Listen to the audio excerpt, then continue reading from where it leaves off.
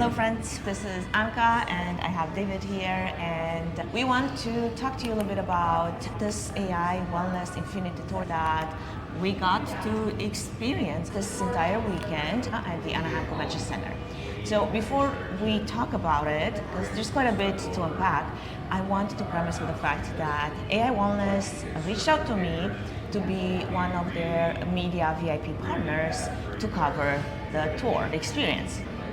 They have 3 different dates that they're working with, and one of them was going to be the kickoff of this tour here in Anaheim, August 1st to the 3rd. And the next one is going to be in Vegas, and then there's another date in Miami, Florida. So when I first got the email, at first I thought it was spam. I think it came via LinkedIn, and I ignore a lot of LinkedIn messages because most of them are questionable. So then I got the email and I looked into it a little bit and I'm like, what is this thing? So obviously I ran a deep research via ChatGPT to find out what is this, where is it coming from, are they associated with any other organizations? And I did come to find out that they are indeed the sponsor of the FIT Expo, which happens to be one of the largest expos on the West Coast. So as I'm going through my mind about this, I'm like, that would be kind of interesting. Who would be a better person to bring on than David? Because one, we partnered on a lot of other fitness and wellness initiatives. Think of IMAX Push-Up Challenge and the Return on Wellness podcast and a bunch of other things. And then I asked him, hey, would you be interested to join me as a co-partner in this media experience? And I'm not gonna put words into your mouth. I think my exact words are, is this event even real? It was funny because you also said AI and wellness, it sounds like somebody just slapped together the 2 most trendy words right now and made it as an event. I said, AI Wellness, is it buzzword con? There was also a lot of emojis, and if you use ChatGPT regularly, you'll know that it loves to add emojis. So yeah, I was deeply skeptical. I didn't realize it was co-located in with FIT Expo. That made me feel better about it. Okay. The fact it was in Anaheim, I knew there would be running water and functioning bathrooms and access to food. No fire festival here. Yeah, we're not stuck on Pablo's Island, but I wasn't really on board until I saw like a friend of a friend's post that you sent me on LinkedIn about the event, and then I reached out and got introduced to him, and he's an MD, and said, hey, is this wellness event legit? And he said, yes, it's a real thing, it's actually happening. And then I was less skeptical. So that was our thought process to even engage with this event that, in so many ways, it could have been a scam, right? So now that was checked off, we were, okay, so let's do it. I replied, I told them we would be on board. And that's where the story starts, really. After this initial email, then we started getting a gazillion of emails. The problem is not the gazillion of emails. Actually, that was a good thing. That was a good thing. They were overly communicative. Totally, 100%.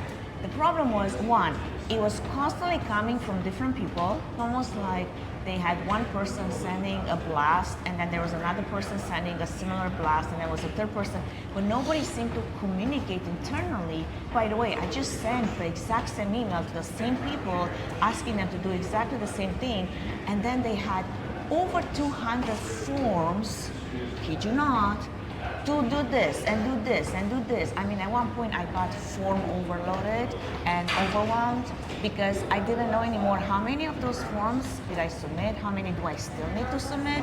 So anyway, I did a lot of the legwork, but it just felt like so disorganized on their end because they would not keep track who they send the forms to, who still needs to fill It was re-requests. Yeah. So, when you get invited to something and then you fill out the form, and then you get the email again telling you to fill out the form, and you're like, wait, I thought I filled it out. Did I not fill it out?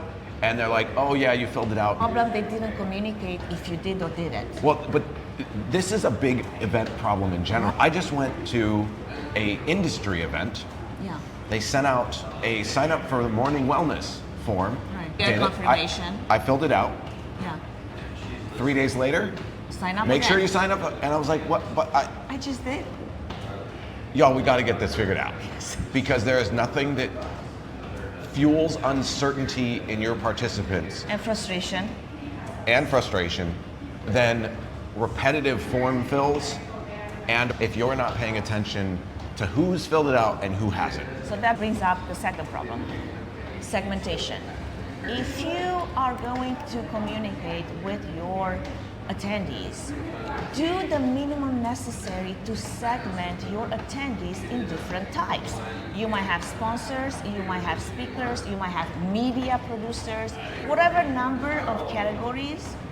Do the minimum necessary to segment the communication so that I don't get the same emails that this group of people get, because at this point I'm so confused, I do not know what is needed of me because there's too many requests. Well, or better yet, send out different emails to different segments, because what they were doing was they were doing an email blast to everyone in the entire address book, and the email would have everything for everyone. All the time. So it was 6 screens long with 20 different links.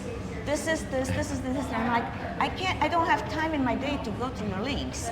So the challenge is understanding what was relevant to you, both from a what have I completed versus what I haven't completed. There was no checklist to reference because everything kept being resent, and then you got things that weren't relevant to you as well. So like, I'm wondering if participants were getting info on Media Row. It feels like they probably were. So this is when we started raising a lot of red flags. So I got on a call with the VP of AI Wellness to ask some questions. And one of those conversations was around about, have you guys planned an event before? And is this gonna turn into a fire festival situation? Because we are questioning this process that seems very disorganized, disjointed, and altogether, what's a good word for it? Shit show. I didn't say that, but it was in so many words. It was concerning. It was very concerning. And I honestly thought this was going to be, I know we keep talking about Fire Festival, I thought this was going to be more like the Willy Wonka one. You could feel the disorganization through the comms, through everything. Yeah. And I think most people saw it a little bit. We're obviously hypersensitive to it because we're in the industry. But there were some positives. Right. And I think the positives were, there was amazing people here. The doctors we met, the PhDs we met, the really good-hearted people. The bleeding edge tech of the people we met. We had that conversation with that team yesterday where they're doing some amazing work in the blood work testing. Yeah, biogenetics and biomarkers, some really, really cool stuff. But before we get to the people, because honestly, this is what made it worth it for us, having those conversations, meeting those people, interviewing and learning about what they do, was in this process of like, oh my gosh, what is happening? We still agreed to come, right? We still agreed to, okay, let's give it a chance and do not set any expectations because at this point, it could be anything. So we did get on site and it was exactly what we expected in so many ways, complete disorganization. I ordered furniture and a set for the podcast pod, and I was highly concerned that one, my furniture would not be on site, I would not be able to track it down, and I would have to go farm for it somewhere. We got on site and nobody had any idea what anything is. Well, the best part was you didn't get show shipping instructions or labels. Nope. Everything was shipped to somebody's house. Which was the founder. Which then everything got brought on site to, so there was 2 locations. There was the VIP area that was upstairs, which is where the media was, and then they had a booth on the main Fit Expo floor. And so everything got delivered to there, regardless of if it was going upstairs or the main booth area on the show floor. So there was no drayage labels, there was none of that stuff.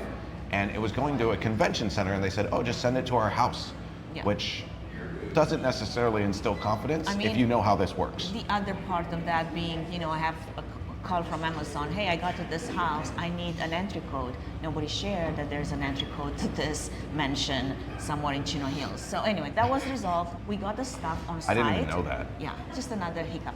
So on site, they started unpacking everything.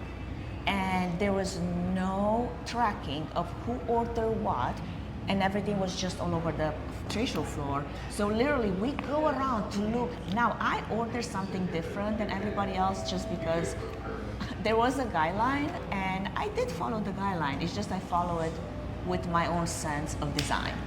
Let's just put it that way. So I knew what my stuff was because it was different than the other people's stuff. They really wanted everything to be somewhat cohesive, so they had the colors and the links to some of the items that they would like to have on site. But here's another problem.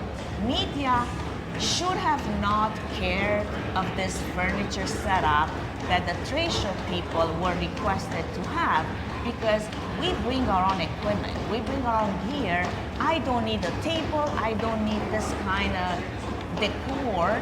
So it should have been, again, back to communication, separate communication for different categories of people, because I end up with furniture that I gave away because I didn't need. Like, what am I gonna do with this stuff now that is on site in Anaheim?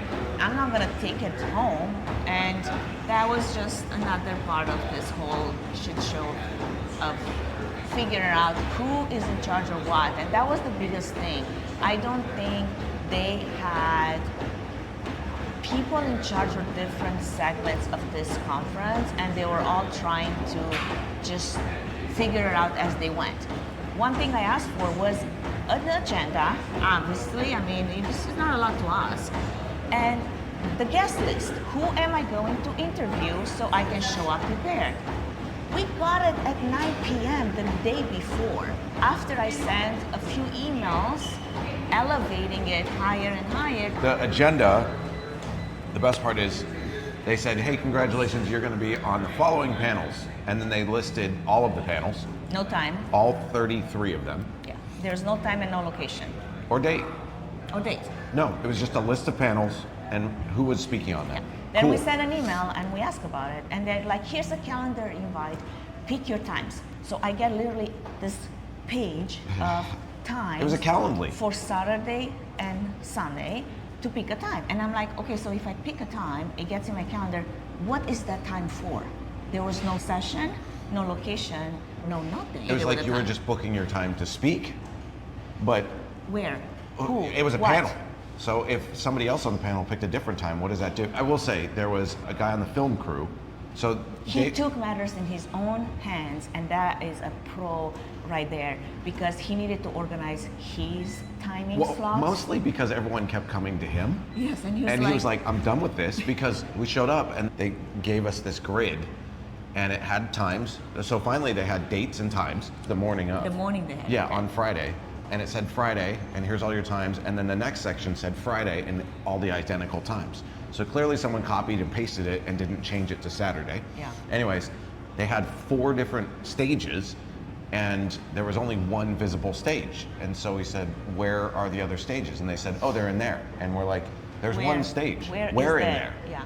Oh, well, we're just gonna set up around.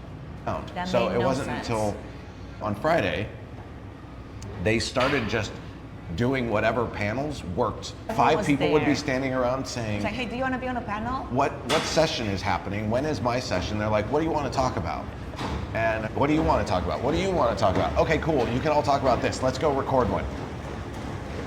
So there's an opportunity to tighten that up. And by Saturday, that gentleman from the film crew, he took the agenda. Justin, you're the man. Took the agenda, built pods. They just set up like chairs and lighting and cameras in various spaces. Totally cool. At least it was something. And they built out a structure. It took like probably 15 minutes. Everything was so ad hoc, and everybody was feeling the frustration, because we ended up talking with a lot of the other media that was there, and the guests and the speakers and the sponsors, and they were all feeling the frustration. But even they know it. They knew it, they were feeling it, and all that to say, we got what we came here for. We had some really in-depth, amazing conversations, with the people that we got to meet, and we brought them onto the podcast. I took turns and David took turns, and we covered, I would say, our bases as far as our investment of time and money to be here. But from an organizational point of view, logistics point of view, planning point of view, there is so much work to be done. Opportunity, we call it opportunity. And I remember you saying that you end up talking to the co-founder and having a honest conversation about that. Yeah, well, so I got to meet him and we were chatting about, what do you do, blah, blah, blah. And he asked me what I do. And I said, I'm the co-founder of a corporate meetings and events agency where we specialize in operations, logistics, and communication. And he said, do you have a cart? And I said, absolutely, because their Vegas one is in 2 months. And he goes, we fell down on a few things. And I said, well, I'll be honest with you. Event 1, you can get away with murder. Event 2, if it's like this again, nobody's coming to event 3 because they're doing a tour. So this is stop 1 of 3, and they got to lock it up. There was plenty of people at this one. They actually had film crew leave. I know. And quit on site. I know. And there were they the had sponsors. Podcast hosts just like us that came and left. Like, we are not staying. This is so disorganized. Now, I'm more resilient. I can put up with a lot of stuff. We've been in events. We saved the day many times, and we did save the day for them on quite a few things. Like pipe and drape? We did take matters the same way as Justin, well done, Justin, into our own hands to make things happen. I mean, that's kind of like doers do.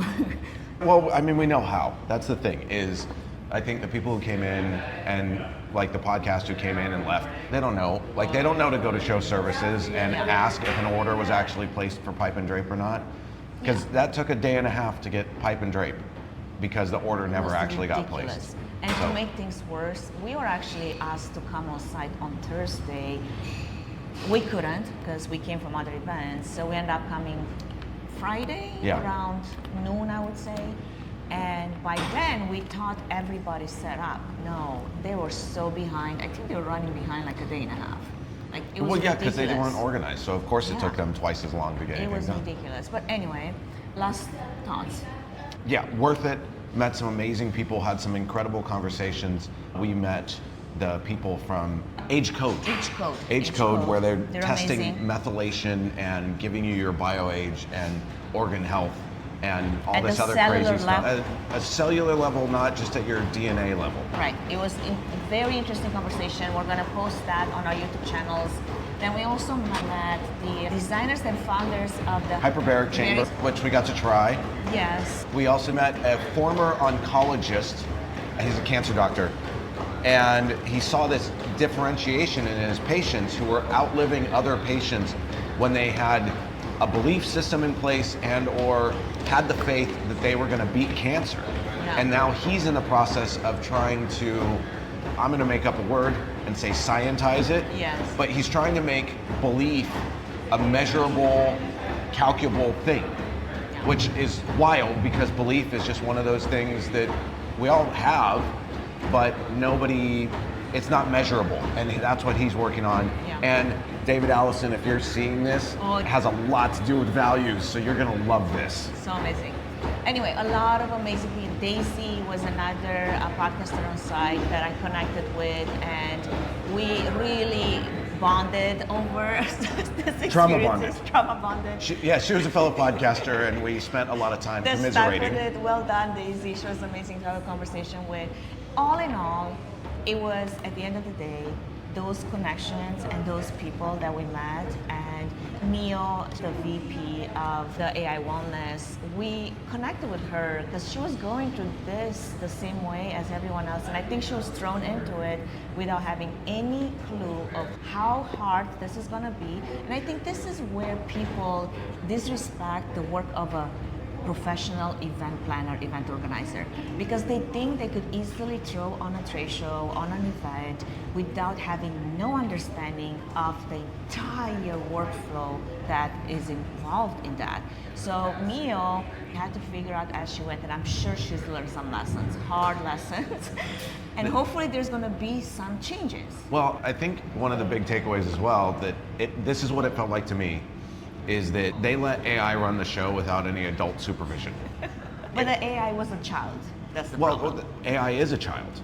And the thing is, when it goes unsupervised and unchecked, it forgets things. It misses things. That's why you're always supposed to proof something before you copy and paste it. Or you copy and paste it and then proof it. Yes. But either way, you have to proof it, Yeah. because we got a document. Still had the prompt in it. Yeah. I mean, literally, they had instructions in the same document that they sent us what to do with how to set up a form, like step by step. I mean, this is the level that we're talking about. I think also they were moving way too fast. And yeah, it was a lot of great people with a lot of great ideas. I think they're also throwing ideas all the time into the pot, saying, let's do this, let's do this, let's do this.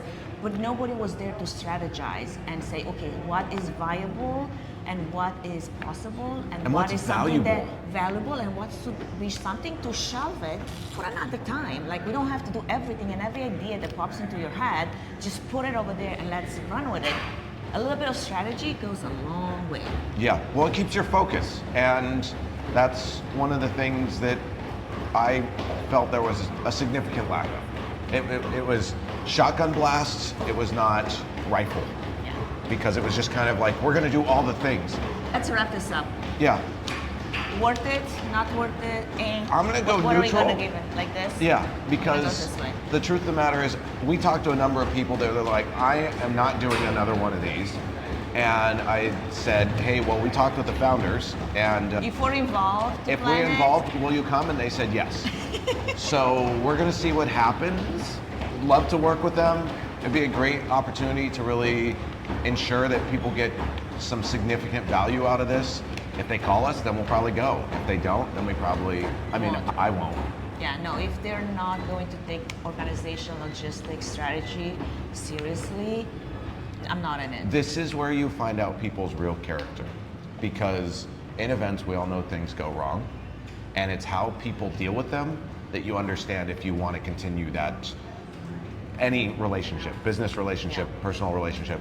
How do people handle snafus? Stress and overwhelm, and things gone completely wrong. So I'm going to say neutral, because it was the first one. Things go wrong, I get it. They're in over their head. If they course correct, then maybe it's great. If they go, it was fine, if they do not take these these lessons to heart, to really do something with them, then it's not worth it. But for what it was worth, for our time here, I would call it a win from different points of view, not the ones that we struggle with. And at the end of the day, it just comes back to relationships.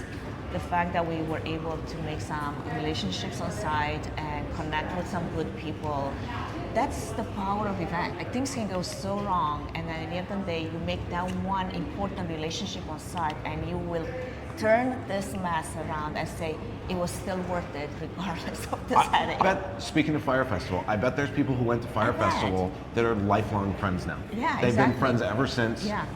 Because that's the power of trauma bonding. That's the power of in-person events. Well, Let's leave it on that. okay. Thank you.